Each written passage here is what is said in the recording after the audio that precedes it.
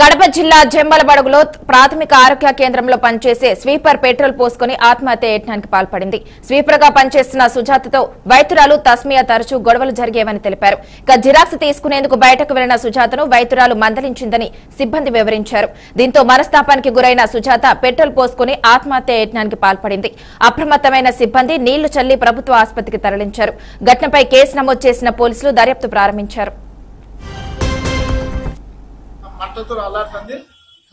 ఖచ్చితంగా మీరు ఒక ఈడిస్ నారాయణ రెడ్డి గారికి కానీ, ఒక తస్మియా మేడం డాక్టర్ గారికి కానీ, ఒక వీళ్ళంతా 5 మందికి మీకు ఖచ్చితంగా ప్రభుత్వం మీకు చేతులు దండ పెడతాను. నా భార్యకు సాయం చేయాలని మీకు కాలు పడుతున్నాడు. సస్పెండ్ చేస్తారో ఏం చేస్తారో. నాకు ఉండేది ఒక కొడుకు, వికలాంగ పిల్లోడు ఉన్నాడు. ఆ పిల్లోడికి మేము ఏ విధంగా చూసుకోవాలో నాకు మీరే సహాయించండి. శివకుమార్ డివైఎఫ్ఐ జిల్లా కార్యదర్శి. ప్రధానంగా ఈరోజు మోరుగుడి పిహెచ్సి సెంటర్లో పనిచేస్తున్నటువంటి అవుట్సోర్సింగ్ ఉద్యోగిని సుజాత ఈరోజు డాక్టర్ తస్మియా వేధింపులు తట్టుకోలేక ఆత్మహత్యానికి ప్రయత్నం చేయడం జరిగింది. దీన్ని భారత ప్రజాతంత్ర యువజన సమాఖ్య డివైఎఫ్ఐగా తీవ్రంగా ఖండిస్తా ఉన్నాం.